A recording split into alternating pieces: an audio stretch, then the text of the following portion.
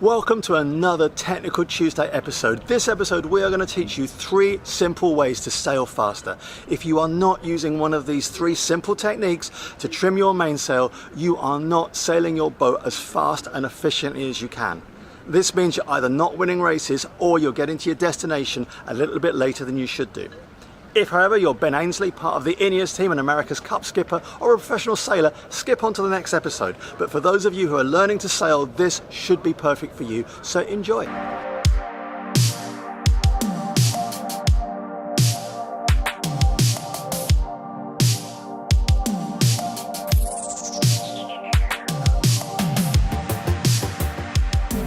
So let's talk about the basic anatomy of sails. The top of the sail is called the head, the back edge is called the leech. The front edge is called the luff, and at the bottom of the sail we have the foot. Now some more features of our sail which are really important for working out if our sail is driving properly. Firstly, camber stripes, more on those later. The other thing that is really important are telltales. These are little strips of fabric which are sewn onto the leech of the sail, both the main and in our case the genoa, and they show you whether or not and how the air is flowing across that edge. Superbly important. Finally, the hawk. It is supremely important that you start relying on your hawk rather than your electronic instruments to make sure that your boat is sailing properly. I would always advocate some days just turning the electrics off and using nature to guide you.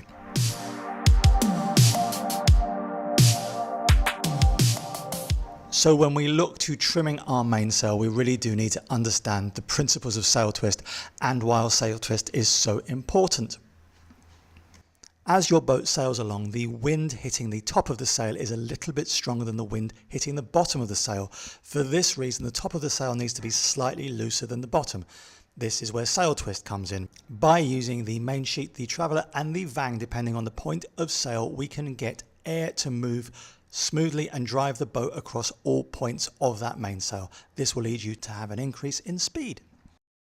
The main ways to assess twist are twofold. Number one, look at the sail. You can see the difference in position between the top and the bottom of the sail. The other one, yep, back to those telltales. Look to see if all the telltales are flying.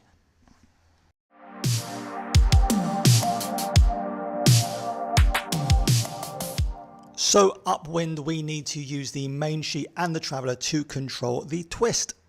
Aside from changing the position of the mainsail, the sheet also exerts a huge amount of force on that sail. By hauling the main sheet in, you pull the sail down. This exerts a downward force on the sail and it removes twist. It does this by closing the leech or flattening the sail a little bit, and what you will find is that the tail will fall to leeward.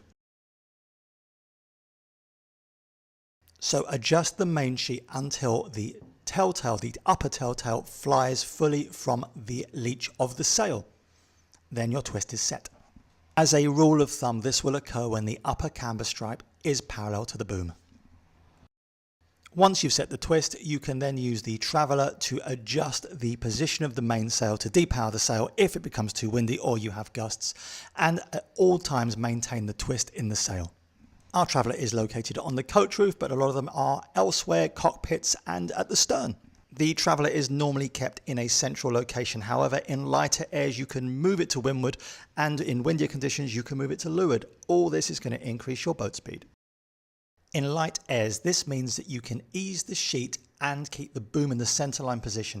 Easing the sheet allows the boom to rise a little bit, thus maintaining the twist and driving the boat forward. Greater speed.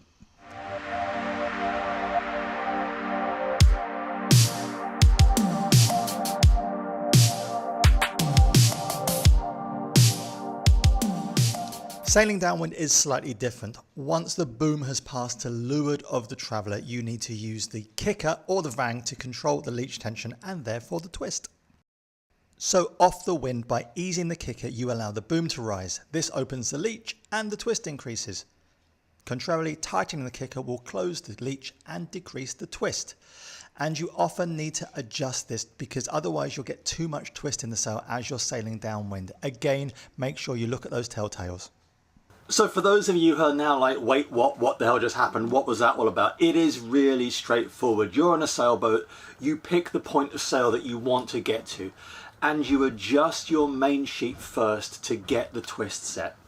Then once you've set your twist, you use the traveller to control the sail angle. Sailing downwind is slightly different because as you let the boom and the sail out, you have no effect from the traveller. This means that you have to control the twist of the sail using the vang or kicker. So what a lot of people do when they're starting to learn to sail is they use the main sheet to control the sail angle at all points of sail and at all wind strengths. And while that is a really basic way of adjusting the angle of the sail to the boat and thus also the wind, it also means that you are changing the twist in your sail and losing performance. Now this brings me on to the next bit that I really do want to talk to you about, which is how do you assess the boat going faster? Now a lot of the time you just use the instruments, you use your log and you use the wind strength gauge, the anemometer, to work out what the wind strength and direction is. But there's a hawk at the top of your mast which will show you the wind direction, and really you should, without going into all this Miyagi stuff, you should be able to feel the boat. You'll be able to feel the boat. Each boat is different and each boat has a groove where it's really happy. In modern monohull construction there are chines on boats, so the boat will sit in a groove at a certain heeling angle. We know Ruby Rose and I know exactly how, when she's happiest. So feel the boat, look for little increases in speed and look up at the sail, continually look up at your sails, look at your twist. If you're sat in a good helm position, you should be able to look at your mainsail and go, yeah, the twist is right. I can see that top telltale flying perfectly. Take too much twist away, flatten the sail by pulling down too hard, you'll lose the twist. If that's wrong for the wind direction and wind speed, the telltale will fall. Similarly, put too much twist in and you'll see the telltale fall and you're losing performance. So it's about making sure that you understand that twist occurs because the wind is stronger at the top of the sail or the top of the mast than it is at the bottom, and adjusting your sail accordingly. It's as simple as that. Number one, get your twist right. Number two, then play with the traveller and the vang to adjust the angle of the mainsail to the boat. Simple as.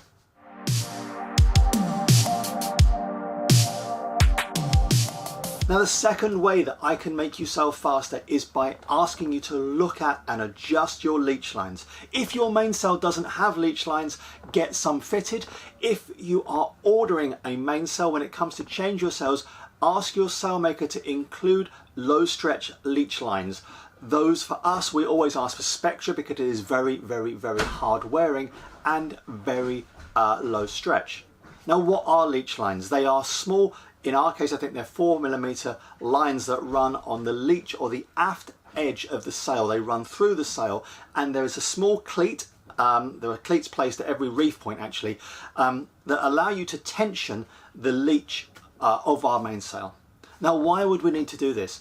Because if you look up at a mainsail with an incorrectly tensioned leech, you will see that the upper edge is fluttering a little bit. Now that flutter means that you're not getting the drive from your sail that you need to. So what you do is go out on a moderately breezy day, not anything crazy, and look at the upper edge of your sail. If you see that it's fluttering a little bit, adjust your leech line, tension it slightly until that flutter stops. Also be careful not to over tension it. If you pull down too hard, you'll induce a curl into the back of your sail and that actually stops it driving. So a small adjustment, and do it fairly regularly. In addition to this, keeping your mainsail, especially laminate sails, from fluttering too much extends their life. So using 0.2 adjustment of leech lines or inclusion of leech lines, you will find that one, you will go faster, and two, your mainsail will last longer.